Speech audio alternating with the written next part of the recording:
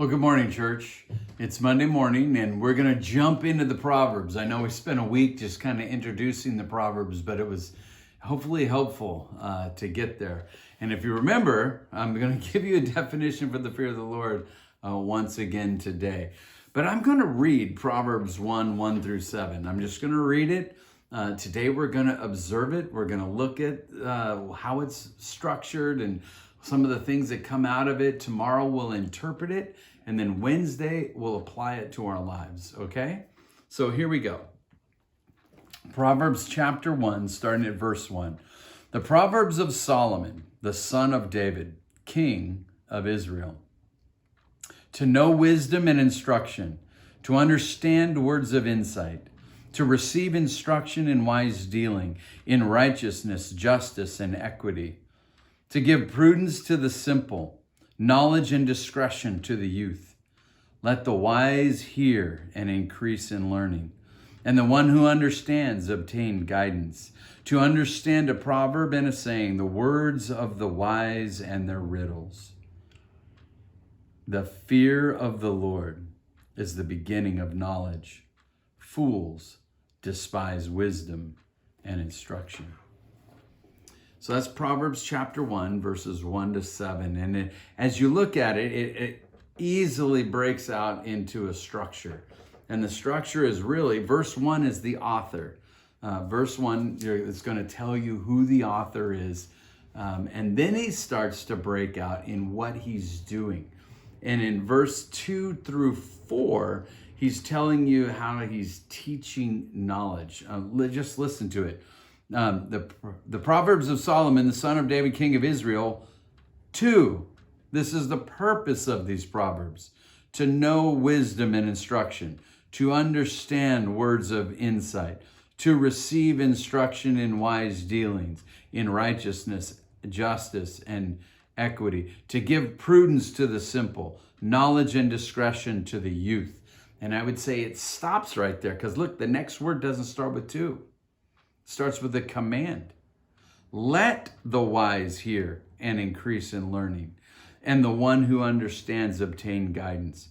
To understand a proverb and a saying, the words of the wise and their riddles. And then even there's a separation now between 6 and 7 in my Bible. It distinguishes 7 from the rest of it. And this is the thesis for the book of Proverbs. And so what do we have? We have the author who identifies himself as Solomon, the son of David, king of Israel. So there's only one king of Israel that is not David, and that is Solomon, the son that was born to David from Bathsheba. And he identifies himself as that son, Solomon, that son of David. So he's David's son, Solomon, and then king of Israel. David's line was only king over Israel until Solomon. Once Solomon was no longer the king and Rehoboam took over, the kingdom was divided, and Jeroboam took Israel to the north and Judah was in the south.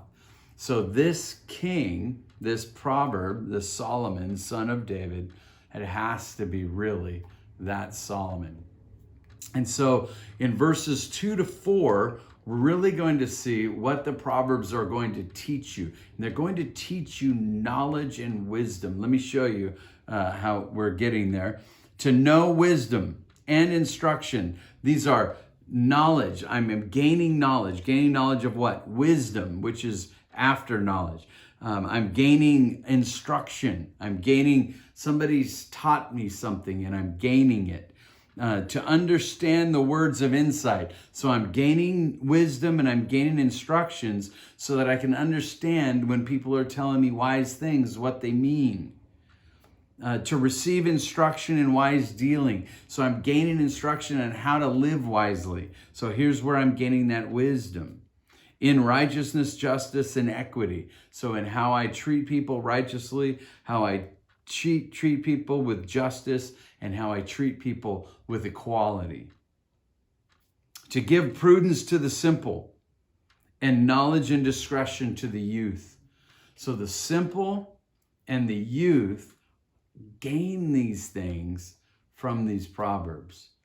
And so if we find ourselves as those who are simple, if we find ourselves as a young person today, then these proverbs are going to be for us. And then he shifts. So that's what it's for. Now he's giving a command. He's calling people to see. Let the wise hear, increase in learning, and the one who understands obtain guidance. To understand a proverb and a saying, the words of the wise and their riddles. And so now this command that he's giving is a call. Come and listen, and I will instruct. Come and you can gain these things I'm about to teach. And so this proverb, this beginning of this introduction into the book of Proverbs, by this introduction into the first proverb of the book, is really laying out the structure of the book that we see. Teaching knowledge, gaining wisdom. Teaching knowledge was chapters 1 through 9. Teaching wisdom was 10 through 31. And so in this introduction, you're seeing that already. And then the last thing was this fear of the Lord. It's how to do both. It's how to do both. The fear of the Lord, this fear of the Lord. You remember the fear of the Lord?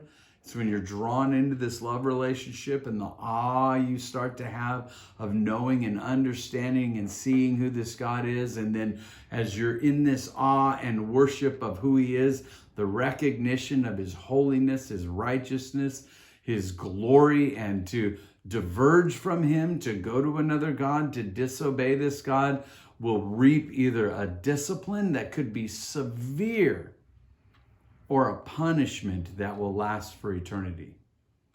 And so this healthy fear of this one that I love and this one that I'm coming to know keeps me from sinning and keeps me from turning to evil.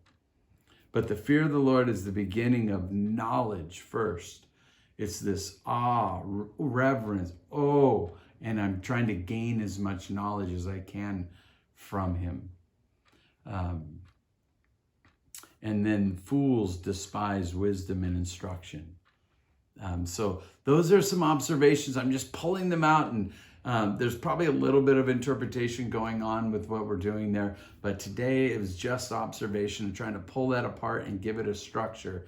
Tomorrow we'll look into what does it mean? What do we mean? What not just what it means when Solomon wrote it to that people. What does it mean for me today? Okay? So I'll see you tomorrow, church. Have a good day.